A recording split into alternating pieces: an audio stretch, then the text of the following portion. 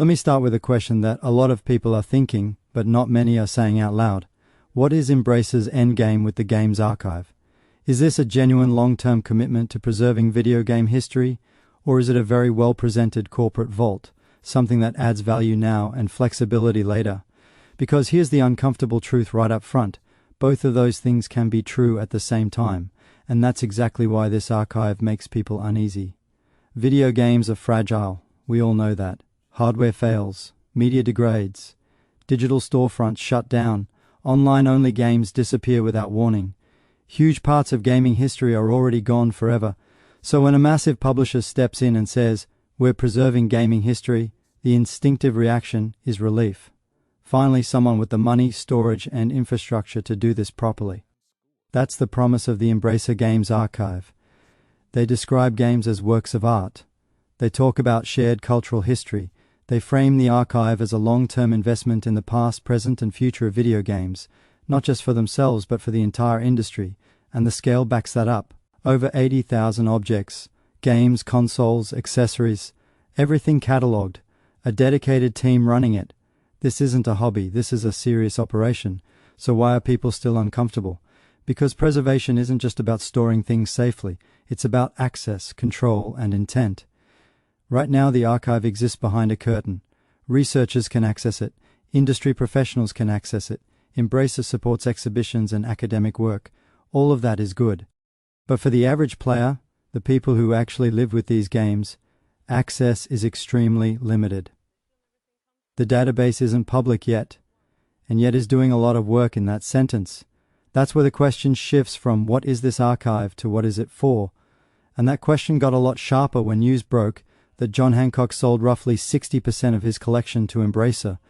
If you know retro gaming, you know the name. For years, John Hancock positioned himself as a champion of game preservation. His collection wasn't just large, it was legendary in America, one of the most comprehensive private video game collections in the world. And suddenly, most of it moved into a corporate archive. Now, to be clear, this isn't about attacking Hancock. He played us all in one. Private collectors are allowed to sell their collections. No one owes the public a museum apart from Hancock. And realistically, Embracer has resources that individuals don't, like climate-controlled storage, long-term funding, staff, infrastructure, and a vault. From a purely practical standpoint, those games are probably safer now than they've ever been. But symbolically, this matters. Because that sale represents a shift. A huge amount of preservation power moved from an independent individual into the hands of a private corporation. And that's where the endgame question really starts to matter. Because Embracer isn't just an archive, it's a corporation, and a corporation that's been through serious turmoil. Not long ago, Embracer was on an aggressive acquisition spree. Studios, publishers, IPs. The message was long-term growth and stability. Then the money didn't materialize. Deals collapsed, and suddenly the narrative flipped to restructuring. Studios were closed, projects were cancelled, thousands of developers lost their jobs. Entire teams disappeared. Not because their work failed, but because the business math changed. That context matters. Because while living creators were being laid off, and futures were being erased, Embracer was also quietly building one of the largest private video game archives in the world. That contrast is hard to ignore. It doesn't mean the archive is fake. It doesn't mean the people running it don't care. In fact, the archivists and engineers involved almost certainly do care deeply.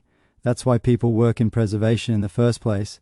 The tension comes from the fact that they don't ultimately control the archive, the corporation does. And corporations don't think in terms of legacy first, they think in terms of options. From Embracer's perspective, the archive makes sense in several ways. It adds cultural legitimacy.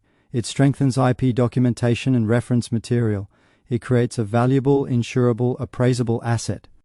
And yes, that asset could one day be spun off, partnered with, rebranded, or even sold under the right circumstances. Not because anyone is evil. Because priorities change. That's why people worry. Because preservation that exists at the mercy of corporate health isn't fully secure preservation. If Embracer truly wants to remove that doubt, the path forward is actually pretty clear. Make the database public. Define access rights. Clarify long-term governance. Put legal or structural protections in place that ensure the archive survives leadership changes, restructures, and financial downturns. Until that happens, skepticism is reasonable. So do they really care about game preservation? I think the honest answer is, some people at Embracer absolutely do. I also think the company values what the archive represents, culturally and financially. The risk isn't that this is a scam.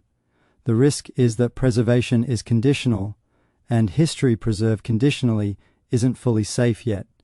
The Embracer Games archive could become one of the most important preservation efforts gaming has ever seen, a genuine cornerstone of our shared history. Or it could become a beautifully maintained vault that most people never truly get to see. And the difference between those two futures comes down to one thing: control.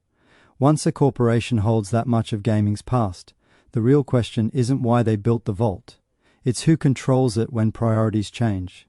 And that's a question worth asking, calmly, openly, and now. Preserving video games isn't just about saving cartridges and consoles. It's about access. It's about transparency.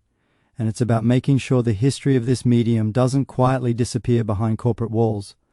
The Embracer Games archive could become one of the most important preservation efforts gaming has ever seen, or it could become a beautifully maintained vault that most people never truly get to explore. And the difference between those two futures isn't intent, it's accountability. If you care about game preservation, this is something worth paying attention to.